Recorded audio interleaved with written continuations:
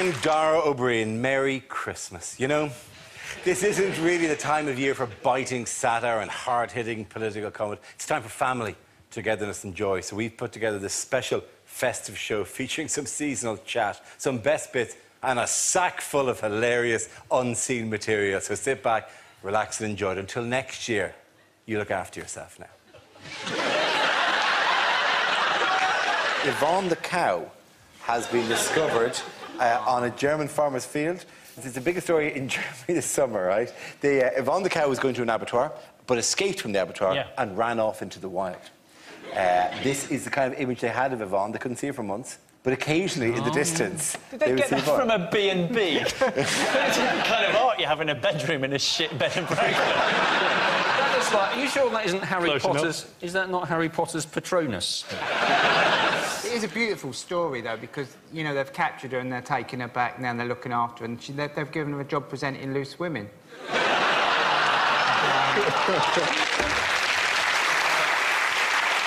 They're a bit worried she might be a bit highbrow, but they're just going to rein her in there. I don't know why the bulls don't put the seat down. It really pisses me off. What the hell is that, Linda? How did they try to catch her? Well, it's tragic. She was missing for 3 months, so they put a picture on a milk carton, but no one noticed.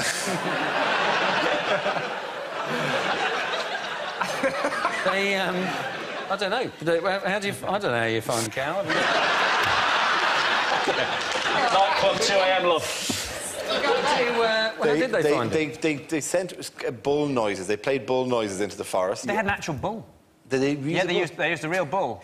It stood there playing Barry White CDs. How do you make a bull make bull noises? There's one Squeeze its very... balls.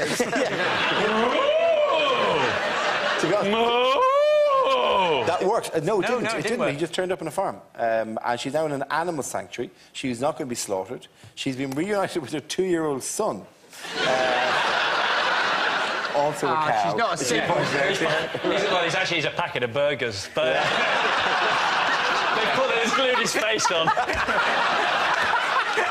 Big bag of veal.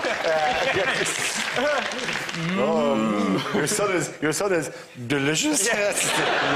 My mum would love that above the fireplace, that picture.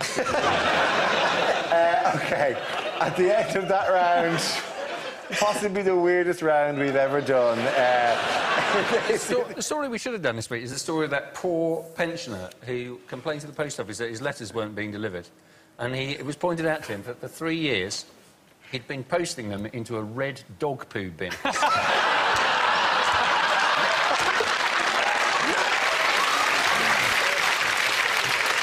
And now we come to our special Christmas quiz. I asked the panellists a series of questions all about the festive season in the hope of filling 5 minutes we're trying to get out of this, of our Christmas special. So, teams, here we go. First question, what Christmas tradition was it? There are no buzzers or any points. This show is not built in any way to accommodate genuine quizzes. But nonetheless, you can take your turns.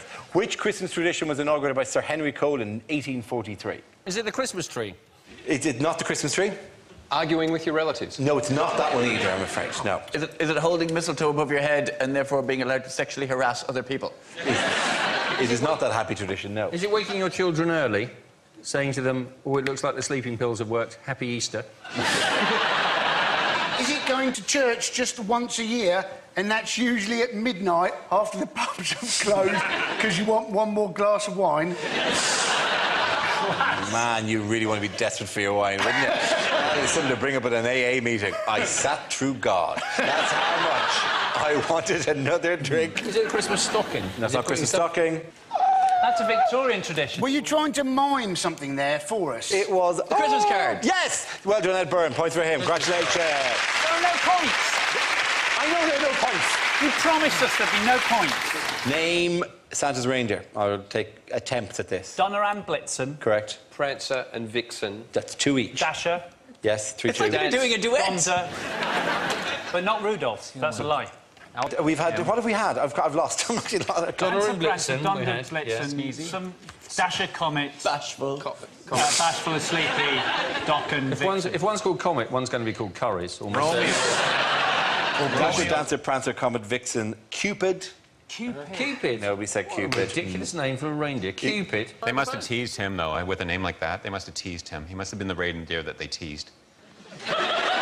Reindeer are Very unlike- notoriously shallow, in fairness. If the story about Rudolph is anything to go by, reindeer are ridiculously shallow. And Yeah. they will make fun and they will slag you off until you get a job with Santa, and then they will all love you.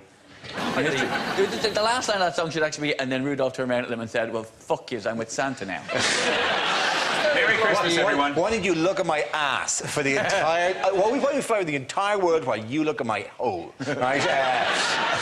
It doesn't matter how fast we fly, that's all you're going to see. Ho, ho, ho. Yeah, all you're going to see is my hairy reindeer ass going all around the world. The nose is in the front, bitches. The nose is fighting fog, but you're looking at my ass, Cupid. That's all you get. Enjoy your reindeer game. Oh, can we move on? Oh, sorry, is that not festive enough for this ridiculously contrived? Sorry, am I not striking the mood in the nation at this stage? Yeah, look at the bitches! Look at that ass! See you, baby! Shaking that ass! Shaking that ass! Yeah. Good night! Ho, ho, ho. In other news, what is the Bank of England doing to improve the UK's dire economic situation? Bring and buy sale. Yes, a massive global bring and buy sale. No, what's that? Quantitative easing. Yes. It's very difficult to say that. Yeah. Quantitative easing. Yeah. And George Osborne, didn't he? He said in 2009, he said quantitative easing is the last resort of a desperate government when all other policies have failed. Well remembered, he did. Yeah. So, well, it's fantastic that he had such foresight back in 2009 to know what a crap chancellor he was about to become. Who announced the quantitative easing? Mervyn King announced it. Yeah, so I get confused. I genuinely get confused between Mervyn King and Marvin Gaye. Every time I hear Mervyn King, I think, didn't he do I Heard It Through the Grapevine? Is that right? That's wrong. I always think that Mervyn King doesn't look so much like a man as a mole who was burrowed out of a suit.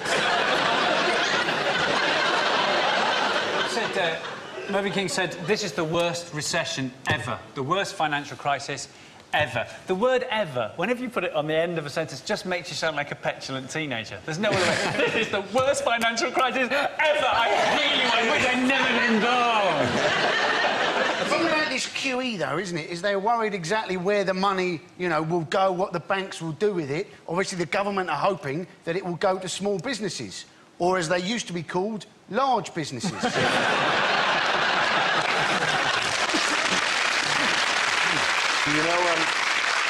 Do you know how much growth the UK has gone through in the last... 0.01%. 0.1%.